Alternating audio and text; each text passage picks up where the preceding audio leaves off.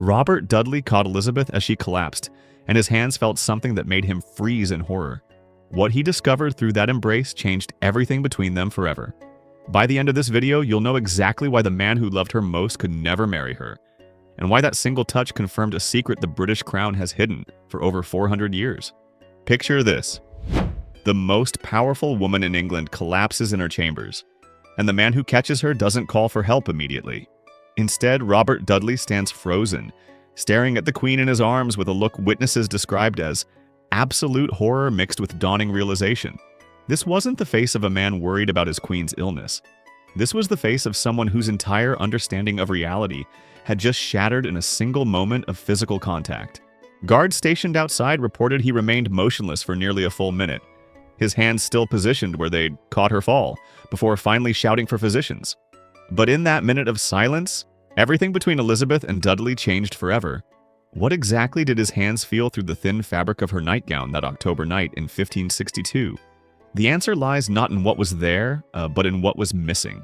Court records show Dudley's behavior transformed completely after this incident, but historians have always attributed it to fear of losing Elizabeth to smallpox. They've ignored the more disturbing possibility that his embrace revealed something about her body that no man was ever supposed to discover. When you catch someone falling, your hands instinctively reach for their torso, their chest, the center of mass. Dudley's hands would have pressed against Elizabeth's upper body, expecting the soft curves that defined female anatomy in an era when physical touch immediately revealed biological sex. What he felt instead was flatness, hardness, the unmistakable structure of a male chest. The smallpox crisis of 1562 created the perfect storm for physical discovery because it stripped away all the elaborate defenses Elizabeth had constructed around her body. For years, she'd maintained obsessive control over who could touch her, see her undressed, or get physically close enough to notice inconsistencies. Her gowns were architectural marvels, structured with whalebones, padding, and layers of fabric specifically designed to create feminine shape where none existed naturally. She wore these contraptions even in private, even in her own chambers, maintaining the illusion at all times. But high fever and delirium destroyed her careful vigilance. When she collapsed, weakened by days of illness, she wore only a thin sleeping gown with minimal undergarments. No corset, no structured bodice, no padding to create artificial curves. Just fabric clinging to whatever body existed underneath. Dudley caught her in his arms, and for the first time in their decades of carefully managed physical contact, he felt her actual form without barriers.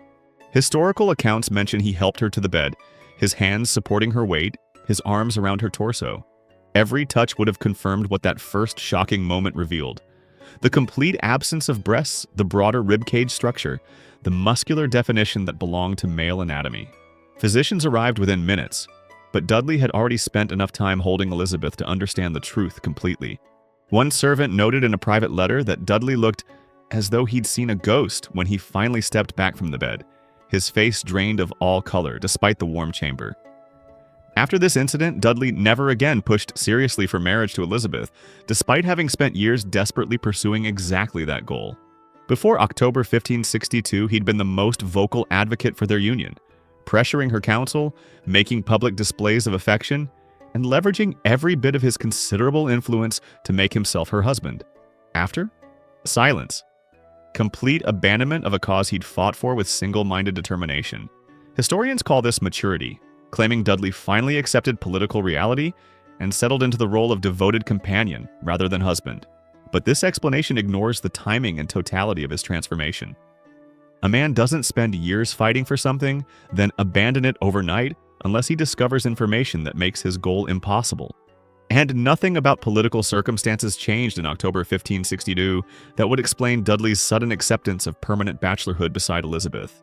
What changed was his knowledge of her body, knowledge gained through an embrace that was supposed to save her life, but instead revealed the truth about why marriage had always been impossible. The secret wasn't political or religious or strategic. It was physical, undeniable, and confirmed by his own hands pressed against a chest that belonged to a man, not a woman. But this was only the beginning of understanding how that single moment of contact would reshape both their lives forever. Robert Dudley's access to Elizabeth's body was unprecedented, unique among all the men at her court. And that's exactly why his discovery carried such devastating certainty. They'd known each other since childhood, growing up in the same noble circles where young aristocrats played, studied, and learned together. This familiarity created a physical ease between them that other courtiers never achieved with their monarch. They danced together regularly, and Tudor dances weren't the formal, distant movements of later eras. They required close body contact, hands on waists, bodies pressed together during turns and lifts. Elizabeth was famous for her love of vigorous dancing, the kind where partners worked up sweat and physical exertion brought them into sustained contact. Dudley partnered her through countless performances, his hands necessarily positioned on her torso, feeling through layers of fabric for the body structure underneath. During hunts, another of Elizabeth's passionate pursuits, they rode side by side at breakneck speeds. When horses stumbled or terrain proved difficult, riders grabbed each other for stability. Dudley's role as master of horse meant he personally helped Elizabeth mount and dismount, his hands steadying her, supporting her weight. Every one of these interactions gave him opportunities to register physical information about her body through touch. Yet for years, the elaborate construction of her clothing successfully maintained the deception, until it didn't. The Tower of London imprisonment under Mary I's reign had created an even more intimate bond between them, forged in shared terror and proximity that stripped away normal court formality. Both Elizabeth and Dudley were imprisoned there in 1554, suspected of involvement in Protestant rebellions against the Catholic Queen. They were kept in separate cells but in the same general area, occasionally glimpsing each other during exercise periods or when being moved for interrogation. Guards reported they found ways to communicate, passing messages through sympathetic servants. This shared experience of facing possible execution created a relationship built on absolute trust and vulnerability. When Elizabeth finally gained her throne in 1558, Dudley was the first person she elevated to high position, immediately appointing him Master of Horse, a role that guaranteed daily contact and private access. Foreign ambassadors noted with shock how freely Elizabeth allowed Dudley into her presence, how casually they touched each other, how little formal distance she maintained with this one particular man. Spanish observers sent alarmed reports back to Madrid describing intimate moments they witnessed. Dudley's hand on Elizabeth's back as they walked through gardens, Elizabeth playfully hitting Dudley's arm during conversations, the two of them sitting close enough that their bodies touched during private meetings. This wasn't normal behavior for an unmarried queen who needed to maintain reputation for virtue. But it made perfect sense if Elizabeth felt safe with Dudley precisely because she knew no romantic intimacy was possible anyway. She could allow physical closeness because she believed her clothing would prevent discovery. A hunting accident in 1559 provided another crucial moment of physical contact that should have revealed the truth but didn't, protected only by the barriers of structured clothing. Elizabeth's horse stumbled badly during a fast chase, throwing her to the ground hard enough that witnesses feared she'd broken bones. Dudley reached her first, lifting her into his arms, carrying her back to waiting carriages while she recovered from the shock and pain of impact. He held her for several minutes, her full weight against his chest and arms, close enough that he would later write about feeling her heartbeat racing from fear and exertion. Yet even this sustained contact didn't reveal what the 1562 embrace would expose, because Elizabeth wore full riding attire, heavy fabric, structured bodice, multiple layers designed to protect her body during dangerous sport. The clothing did its job, maintaining the feminine silhouette even under stress. But Dudley would remember this moment later, after the smallpox incident, and realize in retrospect that even then, something had felt different about how she'd felt in his arms.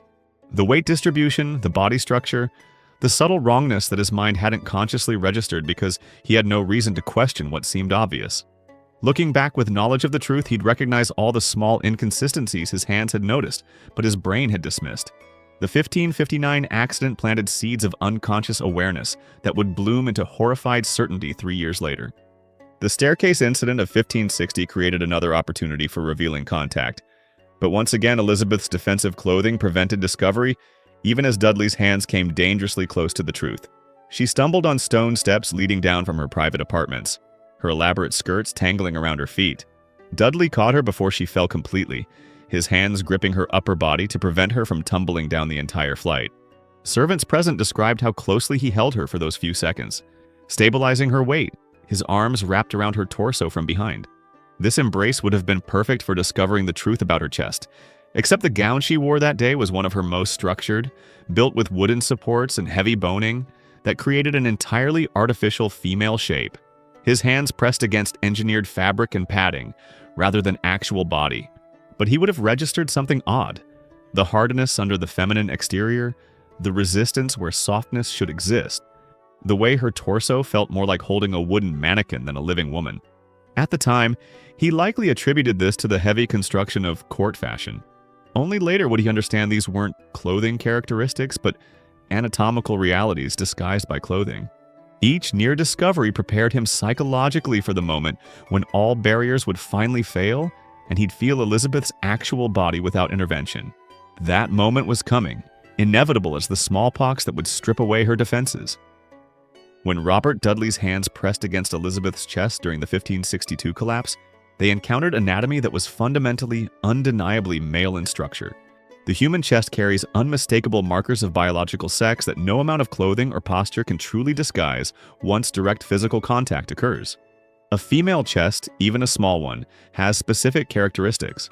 Breast tissue that creates softness and curve, a narrower ribcage relative to hips, less prominent pectoral muscle development, and a particular distribution of body fat that makes the torso yield to pressure in recognizable ways.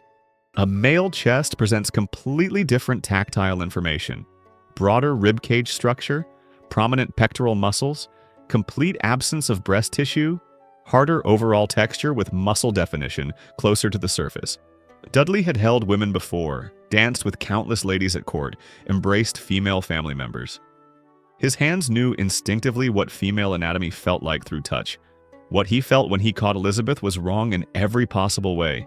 The flatness was absolute. Not the slight curve of a small-breasted woman, but the total absence of feminine chest structure. The ribcage was too wide, the muscle too defined, the entire architecture of her upper body structured like a man's. His hands would have registered this information instantly, even before his conscious mind processed what it meant. The human brain is incredibly efficient at pattern recognition, and the pattern his hands detected didn't match any woman he'd ever touched. Complete androgen insensitivity syndrome explains exactly what Dudley would have felt and why the deception could be maintained until direct physical contact occurred. This condition, where individuals have XY chromosomes but appear externally female due to inability to process testosterone, creates a very specific anatomical presentation. People with complete androgen insensitivity syndrome develop along female lines during puberty because their bodies cannot respond to male hormones. They appear completely female to casual observation, with female external anatomy and typical distribution of body fat in hips and legs. But they lack internal female reproductive organs, and crucially, they never develop breast tissue.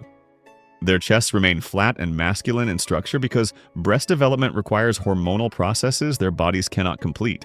The condition also results in broader shoulders and ribcage compared to typical women, greater height, larger hands and feet, and more prominent bone structure overall. Every one of these characteristics matches documented observations of Elizabeth by contemporary witnesses who noted her unusual height, her large hands, her broad shoulders, her deep voice, and her masculine bearing. The elaborate gowns she wore created artificial feminine silhouette through padding and structure, disguising the male chest architecture underneath. But once those clothes were removed or their protection compromised, the truth became apparent to anyone who touched her. Dudley's hands delivered information his eyes had never been allowed to see. Elizabeth's body was male where it mattered most for defining biological sex. The specific moment of contact would have provided overwhelming sensory evidence that couldn't be explained away or rationalized. When you catch someone falling, your hands naturally spread across their torso for maximum stability. Fingers extending, palms pressing flat to distribute force and support weight. Dudley's hands would have covered a large area of Elizabeth's upper chest, giving him comprehensive tactile information about what existed underneath her nightgown. The absence of breasts wouldn't have been subtle or ambiguous. It would have been shockingly, undeniably obvious. His palms pressing against flat pectoral muscle instead of soft breast tissue. His fingers encountering hard ribcage structure instead of yielding curves. The width of her chest under his hands, broader than any woman's he'd held. The muscular definition that male anatomy develops in the upper chest, completely absent in female bodies. Every nerve ending in his hands would have screamed that something was catastrophically wrong with what he was touching. The human sense of touch is remarkably precise. capable of detecting differences in texture, temperature, and structure at microscopic levels. Dudley didn't need detailed medical knowledge to understand what his hands told him. His body recognized male anatomy because humans are evolutionarily designed to instantly identify biological sex through multiple sensory channels, including touch. His conscious mind might have taken seconds to process and accept what he was feeling, but his hands knew immediately. The physical evidence from other historical sources confirms exactly what Dudley's embrace would have revealed, creating a comprehensive picture of Elizabeth's masculine anatomy. Spanish ambassadors who observed her at court functions sent detailed reports describing physical characteristics that confused and disturbed them. One wrote that she walked with strides more suited to a soldier than a lady, noting that her gait had a masculine quality that seemed wrong for someone in elaborate female dress. Another mentioned her hands during a formal audience, describing them as surprisingly large with prominent veins, more like a man's hands than befits her sex. These weren't casual observations, but carefully documented intelligence being sent to one of Europe's most powerful courts. The Venetian ambassador described her voice as having a depth and resonance unusual in women, noting that when she spoke publicly, her voice carried with a projection and timbre that seemed masculine. Multiple sources comment on her extraordinary height, generally estimated around 6 feet tall, which would have been exceptionally rare for women in the 16th century, when average female height was closer to 5 feet. But height alone doesn't prove masculine anatomy. Combined with the other documented characteristics, broader shoulders, large hands, deep voice, masculine movement patterns, it creates a profile consistent with complete androgen insensitivity syndrome. Every physical trait observers noted points to the same conclusion. Elizabeth's body was fundamentally male in structure despite female presentation. The most damning evidence comes from medical sources who noted her complete lack of menstruation, despite being well past puberty and in supposed prime childbearing years. Court physicians who attended Elizabeth throughout her reign consistently noted that she never experienced monthly courses, the Tudor euphemism for menstruation. This wasn't kept particularly secret within medical circles, though it was never publicly discussed for obvious reasons. Women with complete androgen insensitivity syndrome don't menstruate because they lack the uterus and ovaries necessary for the menstrual cycle. They have XY chromosomes and develop male internal anatomy, though externally they appear female. Elizabeth's complete absence of menstruation throughout her adult life wasn't due to stress, illness, or any temporary condition. It was permanent and total because she lacked the biological equipment for female reproductive function. Her ladies-in-waiting, who would have been responsible for managing menstrual needs, never had to perform this service despite attending her daily for decades. These women were unusually loyal and well compensated, remaining in her service far longer than typical court appointments and receiving generous pensions when they finally retired. This loyalty and generosity makes perfect sense if they were being paid not just for service but for silence about what they knew regarding Elizabeth's body. They dressed her, bathed her, saw her naked regularly, and maintained absolute discretion about what they observed. The web of silence surrounding Elizabeth's physical reality extended to everyone who had intimate knowledge. And Dudley's embrace in 1562 made him part of that conspiracy whether he wanted to be or not. Understanding what Dudley felt requires understanding how dramatically his perception of Elizabeth would have shifted in that single moment of contact. Before the embrace, she was his childhood friend, his queen, the woman he loved and hoped to marry. Her gender was an assumed fact, never questioned, obvious to anyone who looked at her. After his hands pressed against her chest and felt male anatomy, everything about her transformed. Suddenly, her refusal to marry made perfect sense, not as political strategy but as biological necessity. Her obsessive control over access to her body wasn't vanity or modesty, but desperate self-preservation. Her choice of him as closest companion, despite never accepting his marriage proposals, became clear. She trusted him more than anyone, allowed him closer than anyone, because she knew discovery was inevitable eventually, and preferred he learn the truth than anyone else. His mind would have raced through years of shared history, reinterpreting every moment through this new understanding. The times she'd changed topics when conversation turned to childbearing. The way she'd always maintained some physical barrier between them, even in private. Her angry response when he'd once pressed too hard about marriage. All of it suddenly made horrible sense. But in that moment of revelation, he also faced an impossible choice. expose the truth and destroy the woman he loved while plunging England into chaos, or protect her secret knowing it meant sacrificing any possibility of the marriage he'd fought years to achieve. The immediate aftermath of the embrace tells us everything about how Dudley processed this discovery and the decision he made in those crucial first moments. He stood frozen for nearly a minute, his hands still positioned where they'd caught her, his mind clearly struggling to accept what his sense of touch had revealed. Then he shouted for physicians, but his voice was described as strange and strained by those who heard it. He helped settle Elizabeth into bed, his movements mechanical, his face expressionless. He remained in her chamber while doctors examined her for smallpox, standing in the corner like a statue while the medical crisis unfolded around him. Servants noted he didn't speak to anyone, didn't respond to questions about what had happened, simply stood and stared at Elizabeth with an expression no one could interpret. When he finally left her chambers hours later, he went directly to his own rooms and refused all visitors for the rest of the night. The next morning, he appeared at court as usual, resuming his duties as master of horse, behaving normally in all official capacities. But those closest to him noticed something had changed. His usual enthusiasm around Elizabeth had dampened. His public displays of affection, which had been constant and sometimes inappropriate before, became more measured and formal. He'd made his choice during that long night alone. He would protect her secret absolutely, even knowing it meant destroying his own dreams of marriage and legitimate power.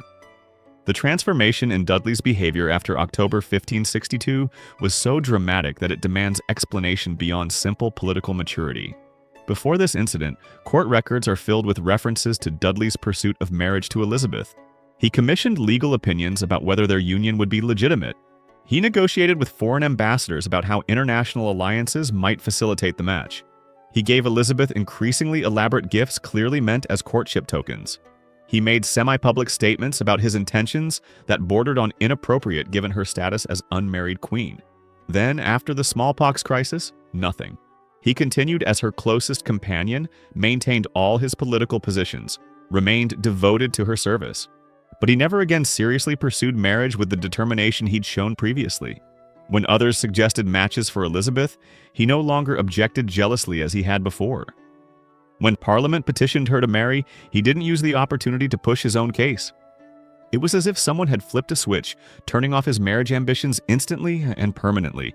Historians have struggled to explain this transformation, suggesting he finally accepted political reality or matured beyond youthful infatuation.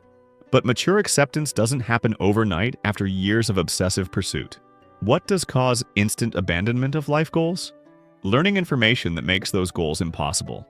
Dudley stopped pursuing marriage because his hands had discovered why marriage was never going to happen, not for political reasons, but for biological ones. He couldn't marry someone whose body would expose the truth on the wedding night. Letters Dudley wrote after 1562 contained cryptic references to secrets and burdens that historians have never adequately explained. In 1564, a French ambassador recorded a conversation where Dudley spoke about truths that cannot be spoken aloud without destroying what one loves most. The ambassador assumed this referred to political secrets or diplomatic complications, but the phrasing suggests something more personal and devastating. In 1571, Dudley wrote to William Cecil about sharing a burden with Her Majesty that ensures my loyalty beyond any normal bond of service or affection. Again, historians have interpreted this as political alliance or shared Protestant faith, but the language is too intense, too personal for mere politics. He wrote about burden, not advantage, about loyalty ensured by shared secret, not by political benefit. These phrases make much more sense if Dudley was referencing his knowledge of Elizabeth's body, a secret so dangerous that it bound him to her absolutely, because revealing it would destroy them both. In 1578, near the end of his life, he wrote to a friend about loving someone who could never be possessed in the manner custom demands, a statement that has puzzled biographers for centuries. If he loved Elizabeth but couldn't marry her for political reasons, why phrase it as impossibility of possession rather than political inconvenience? Because the impossibility wasn't political. It was physical. You cannot marry and consummate marriage with someone whose body cannot fulfill the role their gender presentation promises. Dudley's rejection of other marriage opportunities after 1562 makes no political sense unless you understand he was protecting a secret that made all marriages complicated. He was repeatedly offered matches with wealthy, beautiful, politically connected women. These marriages would have secured his dynasty, produced legitimate heirs, and strengthened his power base. Yet he rejected them all or accepted them with such obvious reluctance that the matches fell apart. In 1565, Queen Elizabeth herself suggested he marry Mary, Queen of Scots, as part of a political alliance. This was an incredible opportunity, potentially making him king consort of Scotland. He refused with barely concealed horror. In 1573, he finally did marry Lettice Knollys, but only after years of pressure and in secret initially, suggesting deep reluctance. The marriage was notoriously unhappy and produced only one son who died young. Why would a man so ambitious for power and dynasty keep avoiding or sabotaging marriages that would give him everything he claimed to want? Because after 1562, Dudley understood that marriage meant intimacy, and intimacy meant opportunity for discovery. Any wife would eventually ask questions about his relationship with Elizabeth, about why he'd never successfully married the Queen despite their obvious affection.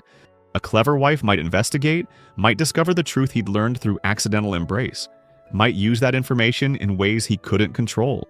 Staying unmarried or maintaining unhappy marriages was safer than bringing another person close enough to potentially uncover Elizabeth's secret. The theory that Dudley's hands felt male anatomy explains every otherwise inexplicable aspect of his relationship with Elizabeth. It explains why she trusted him above all others, allowing physical intimacy she permitted no one else. She knew he would eventually discover the truth, preferred he learn it accidentally through natural closeness rather than having it exposed by hostile observers. It explains his transformation from desperate suitor to devoted protector overnight. Once he knew, marriage became impossible, but abandoning her was equally impossible because he loved her despite the revelation. It explains the strange tone of his later letters, speaking of burdens and impossible loves and truths that couldn't be spoken. He was describing the real situation. Loving a woman who wasn't biologically female, protecting a secret that made normal relationship impossible. It explains why Elizabeth never married him despite having absolute power to do so and obvious desire for his company. She couldn't marry anyone because marriage meant physical intimacy that would expose her body. But it especially explains the specific timing of his behavioral change, occurring immediately after the one documented incident where he had sustained direct contact with her chest through minimal clothing. That embrace was the moment of truth, literally. His hands delivered information that changed everything, and he spent the rest of his life dealing with the consequences.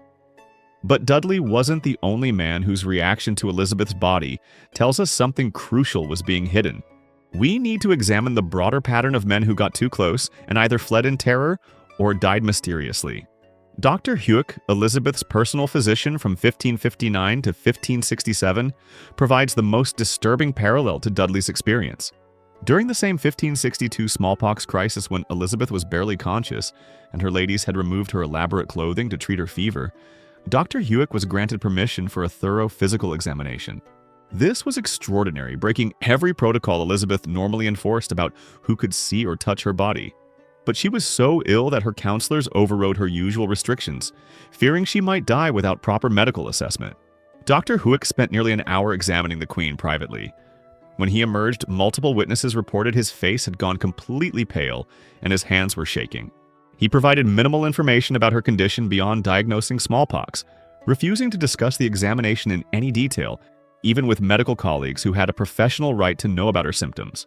From that day forward, Dr. Huick became withdrawn and nervous, avoiding court social functions and speaking as little as possible about his famous patient. Less than a year later, he was dead, officially from sudden fever. No detailed symptoms were recorded, no medical colleagues consulted about his own illness, no documentation preserved about his final days. It was as if someone wanted him gone quickly and quietly. The pattern continues with other men who had opportunity for physical contact. In 1566, during another medical crisis when Elizabeth collapsed with severe abdominal pain, a different physician was called for examination since Dr. Huick had died. Dr. Richard Master performed the examination and immediately after requested a transfer to service with another noble family far from court. His request was granted with suspicious speed, and he never returned to court or spoke about his time as royal physician. In 1571, a dance partner at a court masque held Elizabeth particularly close during an energetic performance. Witnesses noted he seemed confused or disturbed afterward, standing apart from other courtiers with a strange expression. Within a month, he left court claiming family business in the country. He never returned and died 2 years later in circumstances that were never fully explained.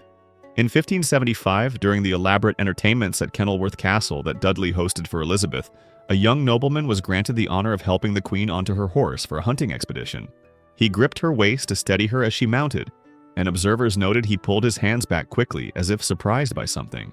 He made an excuse about sudden illness and left the festivities the next day, abandoning a social opportunity that should have advanced his court career.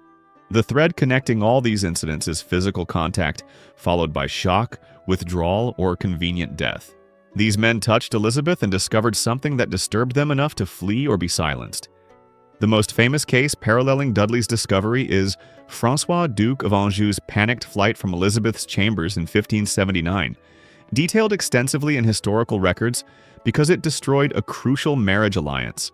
The French Duke had been pursuing marriage with Elizabeth for years and by 1579 had advanced negotiations to the point where they were discussing specific terms. During a private evening audience in her chambers, something happened that sent him running from the room in visible terror. Guards reported hearing a crash, raised voices, then François fleeing with a face described as white as parchment. Within 48 hours, he was on a ship back to France, abandoning the marriage negotiations entirely and refusing ever to explain what had occurred. His brother, King Henry III of France, demanded explanations. His mother, Catherine de' Medici, pressed him repeatedly for details. François would only repeat that the Queen of England is not what she appears. In diplomatic language of the 16th century, this phrase carried enormous weight. It wasn't a comment about politics or personality. It was a statement about fundamental nature, about the gap between appearance and reality. Most historians have assumed François discovered Elizabeth was too old for childbearing or found her physically unattractive. But these explanations make no sense. He'd met her before, knew her age, had negotiated terms with full knowledge of her situation. What could he have discovered in one evening that wasn't already apparent? The most logical explanation is that the private audience progressed toward physical intimacy, and François either saw or touched Elizabeth's body in a way that revealed the truth. Like Dudley 17 years earlier, his hands encountered male anatomy where female curves should exist. The conspiracy of silence that surrounded Elizabeth's body required active management and ruthless enforcement. This wasn't accidental discretion, but organized suppression of information involving murder, bribery, and systematic destruction of evidence. Her ladies-in-waiting were the first line of defense, women who dressed her daily and knew exactly what they were concealing. These women were selected with extraordinary care, always from families that owed Elizabeth everything, always bound by oaths that went far beyond normal service. They were paid unusually well given generous pensions, and their families received preferential treatment at court. But they also understood the consequences of talking. When one lady-in-waiting, whose name was deliberately erased from records, allegedly made comments to her husband about the Queen's unusual physical characteristics, she was immediately dismissed and sent to a remote estate. She died within the year officially from fever, though no one outside the royal physician saw her body. The thoroughness of the cover-up extended to servants, physicians, and anyone else who might have observed something revealing. Dr. Hewick's sudden death and the disappearance of his medical notes weren't coincidence.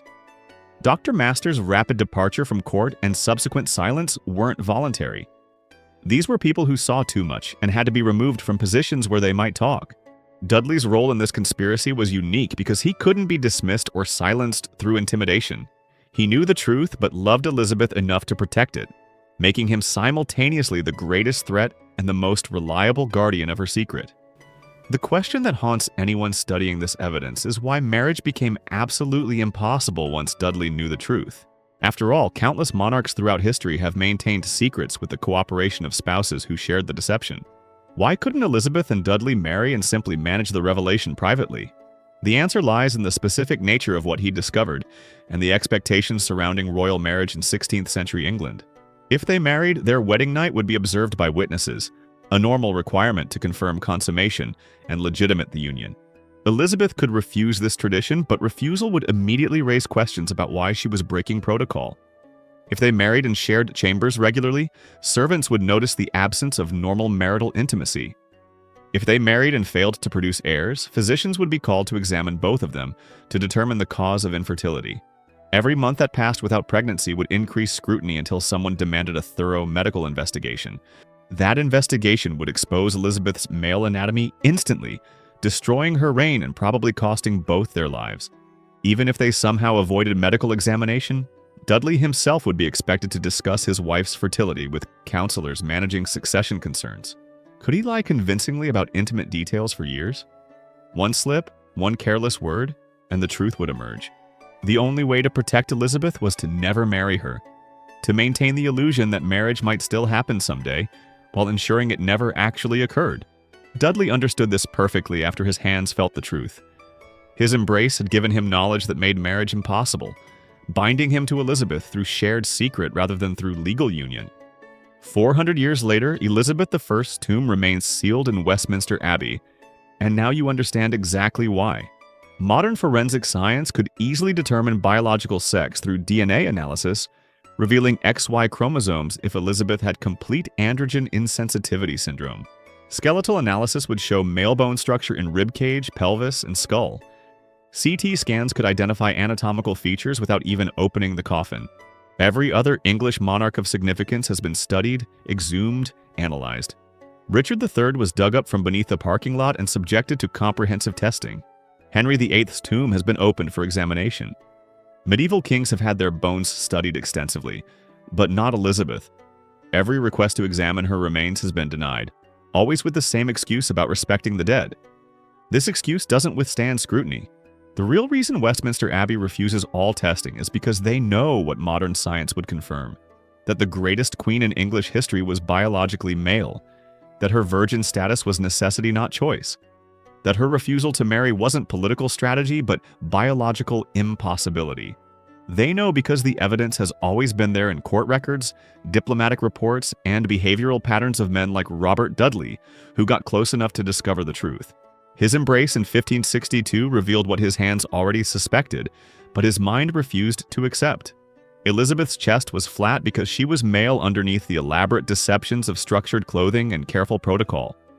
That single moment of physical contact changed both their lives, binding them together in conspiracy while destroying any possibility of the marriage he'd fought years to achieve.